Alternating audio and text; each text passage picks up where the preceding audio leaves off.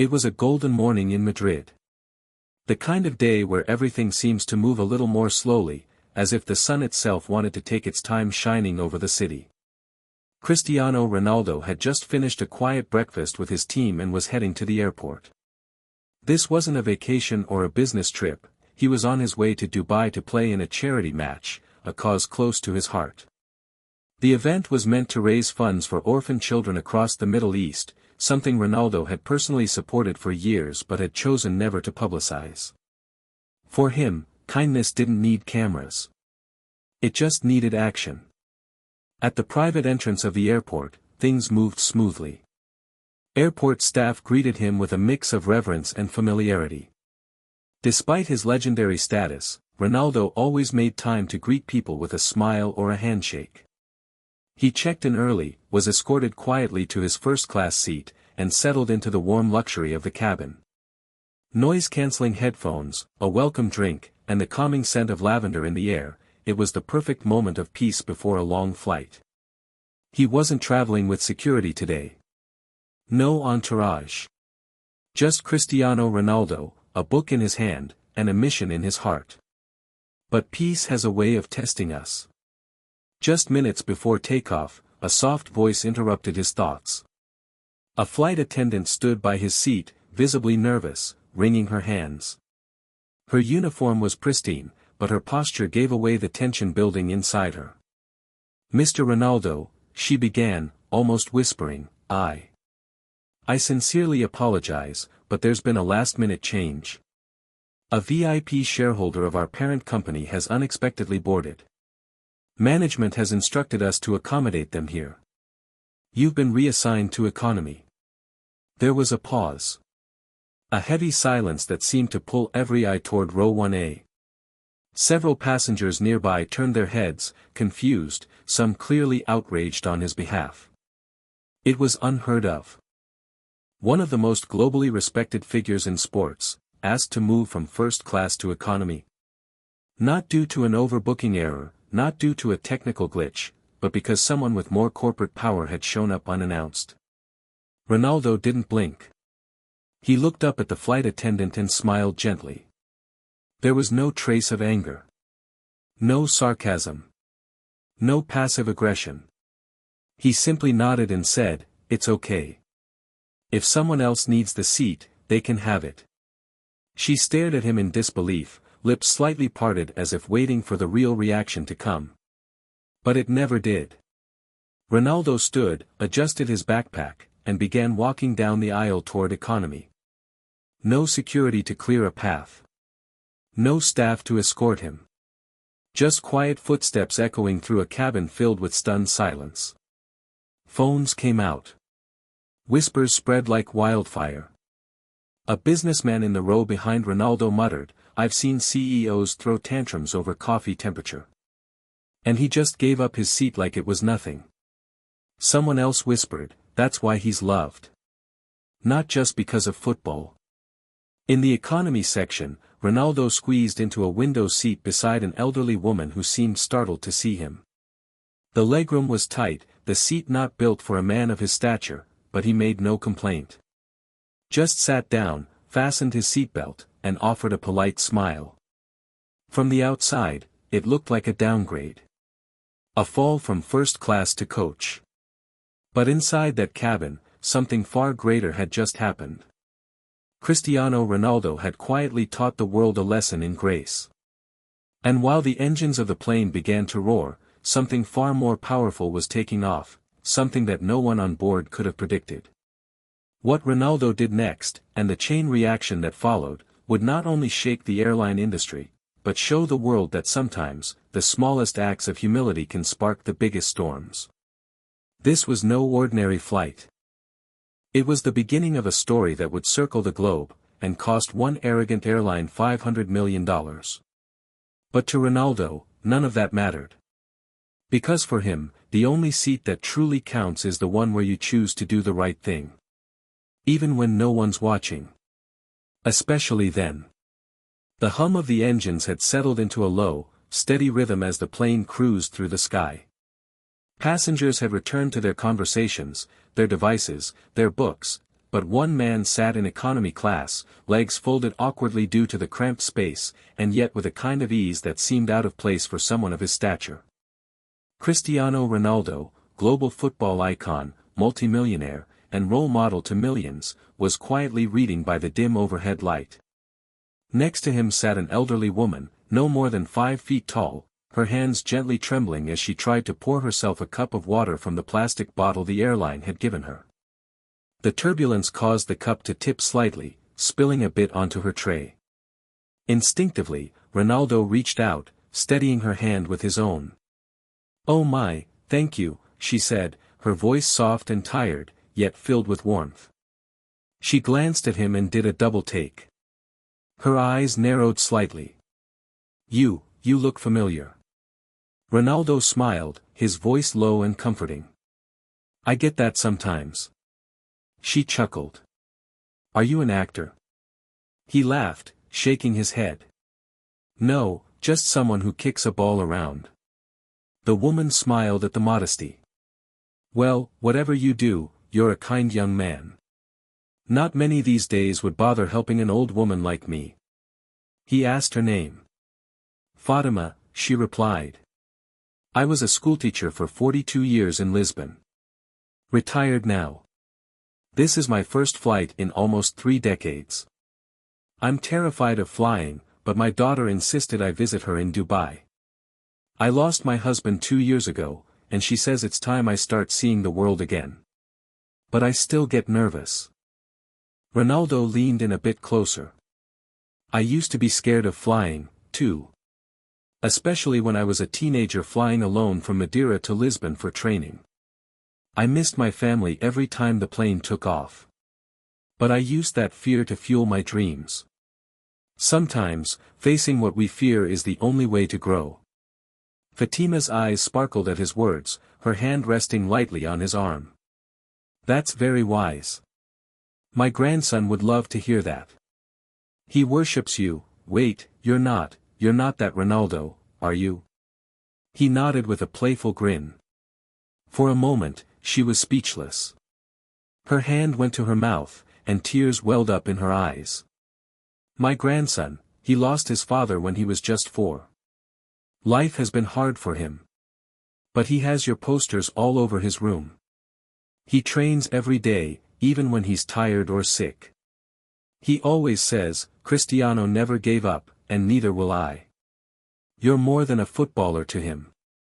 You're hope." Ronaldo didn't say much in response. He didn't need to. His eyes softened, and he placed a hand over hers gently. They continued talking for hours, not about fame or goals or titles, but about life, grief, resilience, and the quiet strength it takes to keep going. It was a conversation between 2 souls, one who had seen the end of a long journey, and one still running through it with grace and purpose. Others in the cabin began to notice. They saw the quiet humanity in Ronaldo, how he listened with full attention, how he helped Fatima reach for her bag, offered her his blanket, even asked the crew to get her some warm tea. No special requests. No complaints. Just care. For Ronaldo, it was never about being seen. But someone was watching. From a few rows back, a young woman, a travel vlogger, had her camera resting discreetly on her tray. She had already recorded the moment he was moved from first class. Now, she captured this second part of the story, not the fall of a star, but the rise of a hero in the eyes of ordinary people. The video wasn't just about celebrity anymore. It was about character. While some sat in luxury, demanding more champagne or extra pillows, here sat one of the richest, most famous athletes on earth, humbly helping a stranger through a difficult journey. And yet, as impactful as the moment was, Ronaldo had no idea how big it was about to become. He didn't know the video would go viral. He didn't know people around the world would cry watching him talk to Fatima. He didn't know this single act of humanity would spark a global conversation about compassion, about status, and about the silent power of humility. To him, it wasn't a moment. It was just the right thing to do. And for Fatima, it was a moment she would carry for the rest of her life. A moment that reminded her that even in the clouds, there are angels among us. Sometimes, they wear jerseys. Sometimes, they give up their seat. And sometimes, they simply sit beside you and listen. What had started as an insult by an arrogant airline had accidentally become a doorway to something far more powerful. Not fame. Not fury. But connection. And the ripple had just begun. The plane touched down smoothly in Dubai, and as passengers unbuckled and stood to retrieve their luggage, the atmosphere in the cabin was different. It was subtle, like the final note of a song that lingers long after the music ends. A quiet awe, a shared warmth, as if everyone had witnessed something rare, something not often seen in first class or economy, or anywhere in between.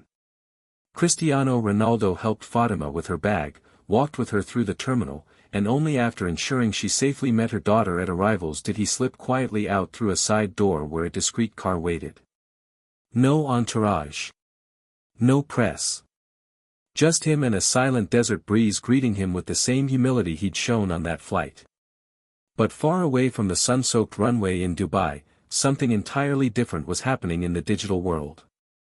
That same video, the one quietly filmed by the young travel vlogger in the back rows of the plane, had just been uploaded to her channel. No flashy title, no exaggerated thumbnail. Just a simple caption: Cristiano Ronaldo gave up his first-class seat for a stranger. What happened next will stay with me forever. Within the first hour, it reached 100,000 views. Then 500,000. Then 1 million. Social media erupted. The moment the camera caught Ronaldo standing from his first-class seat with grace, walking down that narrow aisle without a hint of arrogance, and later chatting with the elderly woman with a gentleness that belied his celebrity, it captured more than an event. It captured a truth. Comments poured in from all over the world. People who had never watched a single football match were now sharing the clip. Teachers played it in classrooms. Coaches shared it with their players. Mothers showed it to their sons. Influencers reposted it, praising his calm. Human rights advocates applauded his compassion. Even former critics of Ronaldo were stunned by what they saw, something so rarely captured about celebrities in real time: authentic, unscripted humanity. A young man from Brazil commented, "I've followed him for years. But now I respect him. Truly." A mother from India wrote, "My son is battling cancer. He talks about Ronaldo every day." This video made him smile for the first time in weeks. A schoolteacher from Canada shared, "Today, I taught a lesson about character. Not from a textbook, but from this video." The story wasn't about an airline seat anymore. It was about the seat we each choose to take when life offers us the option to be either self-serving or selfless. News outlets around the globe picked up the footage. Morning shows. Evening bulletins. Late-night monologues. All carried the same thread: Ronaldo, faced with public humiliation, chose kindness. Chose stillness. Chose humility. Soon, the hashtag #BeLikeRonaldo began trending in over 40 countries. From Paris to Manila, Johannesburg to Toronto, people were sharing personal stories of kindness they'd experienced or witnessed, each one tagging it with Ronaldo's name as a new kind of symbol.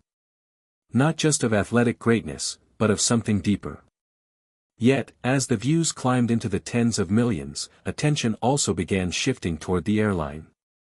Internet detectives and aviation bloggers began asking questions: why was he removed? Who made that decision? Was it legal? Was it policy? Was it arrogance? The airline, initially silent, issued a short, vague press release claiming there was a logistical conflict and that no disrespect was intended. But it was too late. The public had already seen the truth with their own eyes. They had seen the face of indifference in the airline's coldness, and the face of empathy in Ronaldo's quiet strength. Passengers who had flown with that airline began sharing their own experiences: missed flights, poor treatment, tone-deaf responses. One woman revealed she had been forced to pay an extra fee to sit next to her disabled child.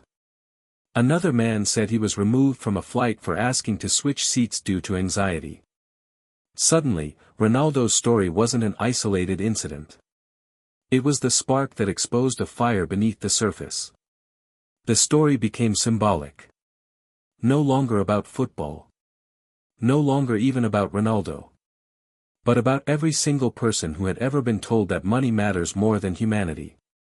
That power matters more than respect. People were choosing sides. And almost no one was siding with the airline. But what was most remarkable during all of this was Ronaldo's silence. He didn't post. He didn't complain. He didn't call a press conference or write a cryptic tweet. He simply went on with his life, visiting the children at the charity match in Dubai, signing footballs for orphans, laughing with volunteers, and hugging fans. His silence wasn't weakness. It was strength. Because sometimes, when the truth speaks loud enough, you don't need to say a word. And while others scrambled to defend decisions or manage damage, Ronaldo's quiet grace continued to echo across the world. The man who walked away from first class walked straight into the hearts of millions, and what no one realized yet, was that this was only the beginning. The storm hadn't even arrived. It was still gathering. And it would change everything. Inside boardrooms, the discussions were cold and desperate. How could something as small as moving one man from first class cost us millions? An executive barked. But it wasn't one man. It was what he represented. People weren't angry because a celebrity was downgraded. They were angry because the moment exposed something bigger, a hierarchy where power bullied humility, where money bought priority over decency. What the airline failed to grasp was that in trying to please one corporate VIP, they had insulted the very soul of their customer base. Within 10 days, the company's market value dropped by hundreds of millions. 3 major advertisers pulled their deals. A government watchdog launched an investigation into discriminatory service practices. Employees leaked internal memos revealing a culture of elitism that had gone unchecked for years. And while all of this chaos unraveled in the background, Ronaldo remained distant from the noise, continuing his travels with purpose. After the match, he visited an underfunded youth training center. The coach, overwhelmed to see him walk through the door unannounced, tried to apologize for the cracked floors, the faded jerseys, the lack of proper equipment. Ronaldo smiled. None of that matters. The heart is enough. He spent the entire day training with the kids, showing them tricks, encouraging them to dream beyond the limits of their environment. When he was leaving, he handed the coach a sealed envelope. The coach opened it after Ronaldo left. Inside was a personal check with enough zeros to rebuild the entire facility, hire proper staff, buy world-class equipment, and fund scholarships for every child in the program. Still, no interviews. No press releases. No social media post boasting about the donation. Because some things are sacred.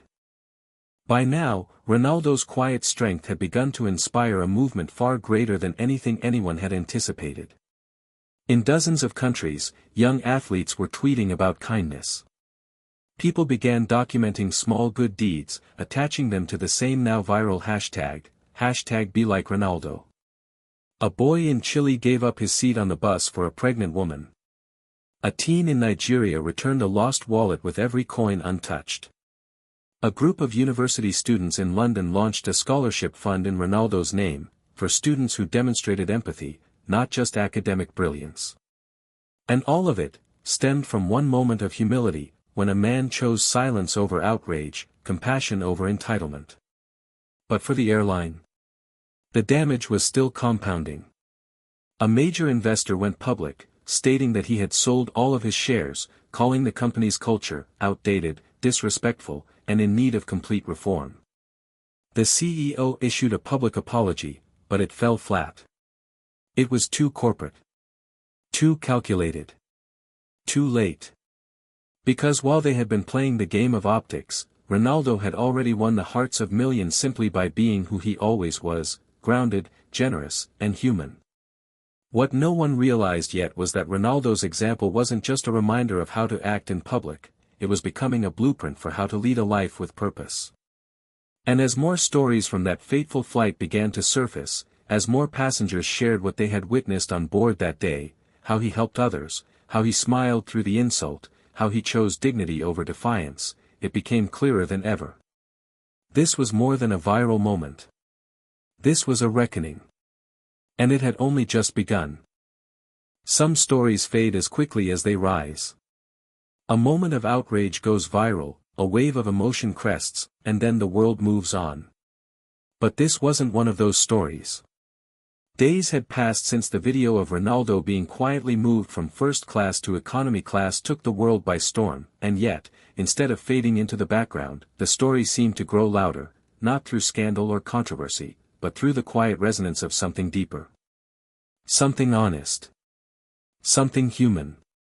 In homes across the globe, people were still watching the footage, not just once, but over and over. Parents showed it to their children at dinner tables. Coaches played it in locker rooms before matches. Teachers shared it during morning lessons, asking students not what Ronaldo did, but why it mattered. And somewhere in between the retweets, the tears, and the reflection, something began to shift.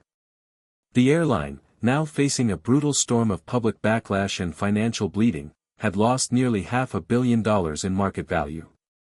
Their top PR executives were fired. Their social media accounts were flooded with criticism.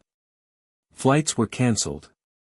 Travel influencers who once praised their luxury now called out their elitism. But no one wanted revenge. That wasn't the tone anymore. What people wanted was accountability. A sincere apology. A genuine change. Still, amid all the chaos and corporate scrambling, Ronaldo remained entirely unaffected on the surface. Not because he didn't care, but because he had already chosen where to focus his energy, and it wasn't on tearing others down. It was on lifting others up. He had just returned to Europe for a short break before his next match. Rather than head to his sprawling villa or retreat into silence, he made an unexpected visit to a children's hospital. No press, no warnings. Just him, a bag of signed jerseys, and hours carved out of a day he could have spent resting. One nurse, surprised by his arrival, asked him gently, "Why do you always come without telling anyone?" Ronaldo smiled. "Because if they know I'm coming, it becomes about me. But I come for them." Room by room, he visited children, some with eyes too tired to stay open, others who lit up like fireworks at the sight of him. He didn't just sign autographs. He sat. He listened. He asked their names. Their dreams. Their fears. He shared stories of his childhood, of hunger, of doubt, of being told he'd never make it. One teenage girl, her body fragile from chemotherapy, asked him, "How did you stay strong when people hurt you?" He thought for a moment before replying. "By knowing that I didn't need to hurt them back."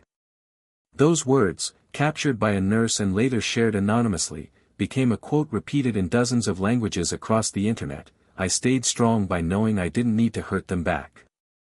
In a world built on claps and comebacks, here was a man showing that strength could be soft. That dignity didn't need to shout. That peace could be louder than pride. As the days passed, journalists and bloggers attempted again and again to get a statement from Ronaldo. They wanted a quote. A headline.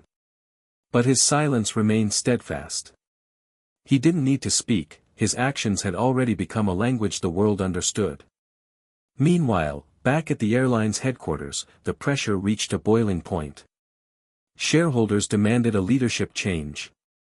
Former loyal customers began tagging rival airlines in their complaints.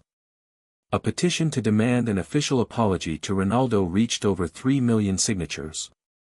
But more than that, people demanded policy change.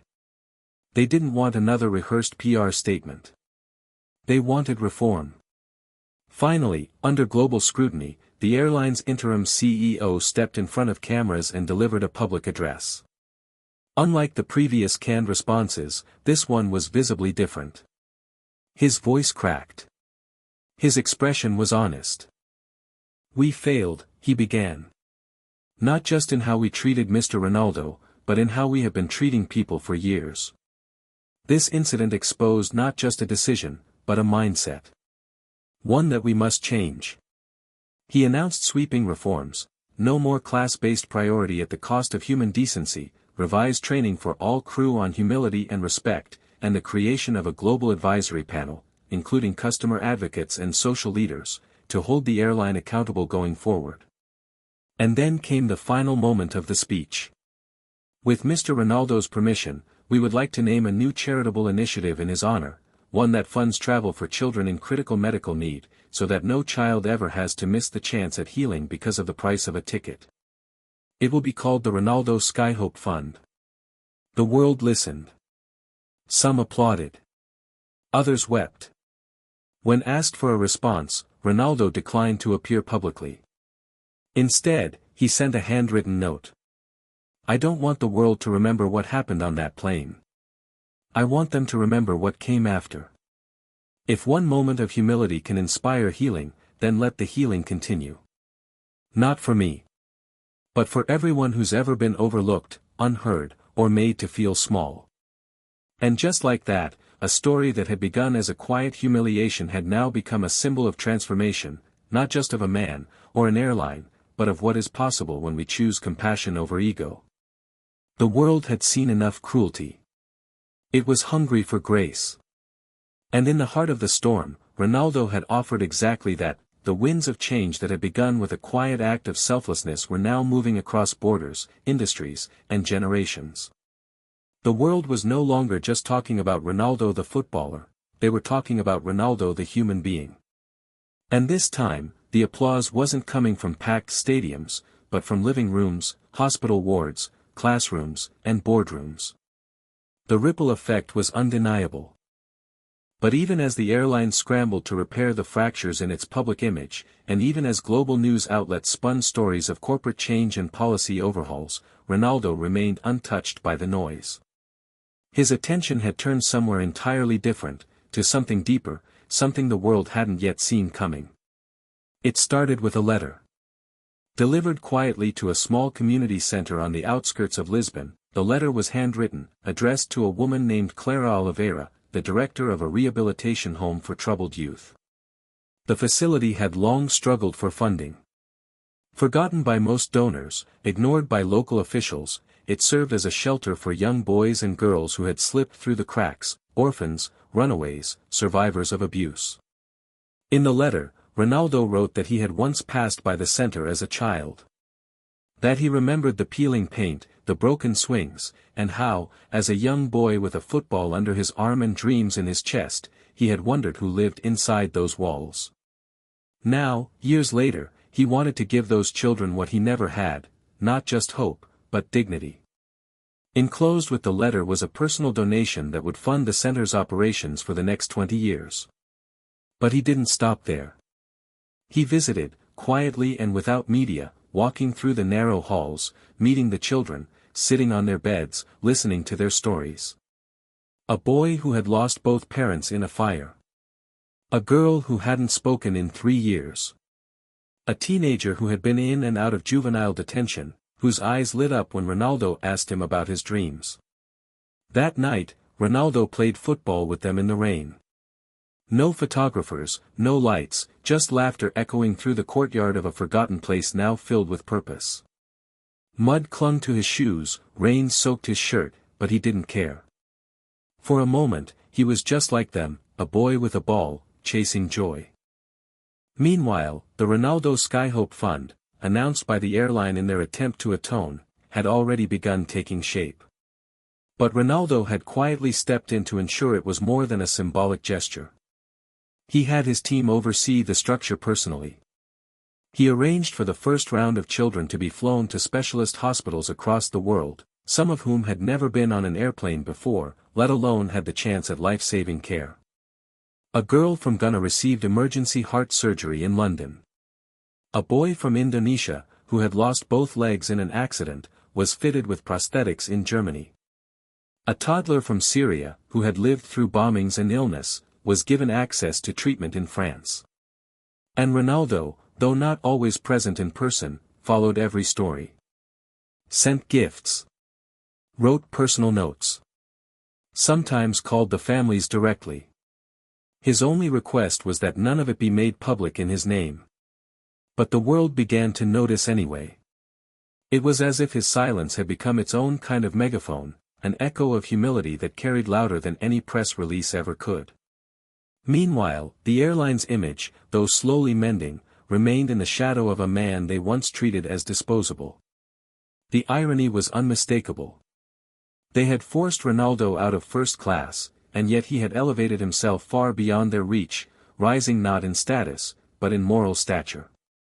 At the same time, other airlines began re-evaluating their policies. Conversations sparked in corporate circles about empathy training for staff. Hospitality seminars used Ronaldo's story as a case study.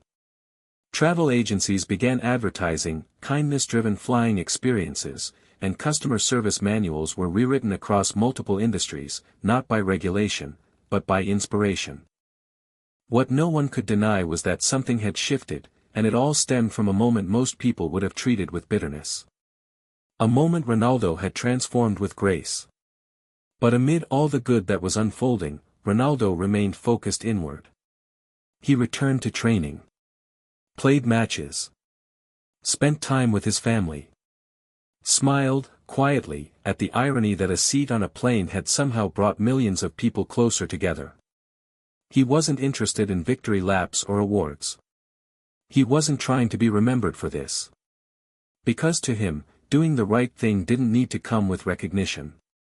It just needed to be done. One evening, after a long day of training and charity meetings, he sat alone by the ocean. The waves rolled in quietly, endlessly, like time itself, unconcerned with fame, money, or politics. And in that stillness, he finally allowed himself a small smile. Because he knew something few people ever truly grasp. That legacy isn't built by goals alone. It's built in moments when no one's watching. When you give without expecting. When you rise without needing revenge. When you lead without asking to be followed. And the world? It had been watching all along. Not because he asked them to. But because his actions gave them something they desperately needed, hope. And that hope was still spreading. The sun was setting over Madrid when Ronaldo stepped off the pitch after a routine training session. The sky glowed in soft golds and oranges, the kind of colors that feel like closure. Everything seemed still, yet behind the calm, the world was still in motion, still talking, still healing, still changing because of one moment. A moment that had begun in the cramped aisle of an airplane where pride could have taken over, but didn't. By now, nearly every major news outlet had written about it. Not just the initial incident, but the ripple effect it left behind. The airline had issued further apologies and implemented sweeping reforms. They started prioritizing human dignity in their training manuals and created a new board of global advisors, many of whom were ordinary travelers, single mothers, teachers, people who had never flown first class in their lives. Their voices were now shaping future policies. But what was most remarkable wasn't what the airline did. It was what the people did. Thousands of letters poured in from around the world. A young boy in India wrote to his school principal asking that his birthday party money be donated to a local orphanage, because that's what Ronaldo would do. A woman in Brazil started a small initiative to help elderly people book flights and fill out paperwork online. She called it Wings of Dignity. Across airports, passengers began treating each other with unexpected kindness, offering help with bags, giving up seats, sharing meals. No one told them to. No one asked them to. But they had seen something in Ronaldo's example that reminded them of what humanity looked like at its best. And while millions found inspiration, Ronaldo remained as he always was, centered, grounded, unshaken by the fame or the frenzy. He never gave an exclusive interview. Never accepted a speaking gig about the incident. Never tried to turn his response into a brand or slogan. Because to him, what had happened wasn't a lesson to be packaged. It was a quiet reminder of who he had always promised himself he'd be, long before the stadiums, the trophies, and the headlines. But there was one more thing he had yet to do. One morning, weeks after the incident had first occurred, Ronaldo boarded a private plane bound for an undisclosed location. No media knew. No security detail followed. With him was a small leather bag, a handwritten letter, and a purpose that felt heavier than any award he'd ever carried. He landed at the international headquarters of the airline, the very company that had once removed him from first class to accommodate someone they deemed more important. He had never spoken to them since. Never demanded compensation. Never threatened legal action. And yet, they had requested a meeting, privately, sincerely. And he had agreed. The executive stood when he entered the boardroom. Not out of obligation, but out of something rarer, respect. No one spoke at first. The silence was thick, but not hostile. Just full of the weight of everything that had happened since that day. Then the new CEO stood and said, "You turned a mistake into a miracle. You didn't have to. But you did." Ronaldo didn't smile. He didn't bask in the praise. He simply nodded. "I came here for one reason," he said quietly. "Not to revisit the past. But to protect the future." He handed them the letter. In it were recommendations, not for himself, but for their passengers. Guidelines to ensure no one would be made to feel small again because of who they were, what they looked like, or how much money they had. Policies centered around compassion, dignity, and equity. And at the end of the letter, he wrote one final line: "Your brand will be remembered not by how high your planes fly, but by how you treat those on board." He didn't stay for applause. Didn't take a picture. He shook hands, wished them well, and left quietly, just as he always did. By the time the plane carried him back home, the world had already begun writing the final chapter for him. He became not just a symbol of excellence, but of humility. Not just a legend on the field, but a legacy off it. And people, ordinary, extraordinary people, kept doing what he had inspired them to do. They gave. They forgave. They lifted others up. They chose decency over drama. Because in a world that often teaches us to fight for the spotlight, Ronaldo had reminded everyone of something far more powerful. That true greatness doesn't need a stage. It needs a heart. A man had been kicked out of first class. But in doing so, he had flown higher than ever before. Not in miles.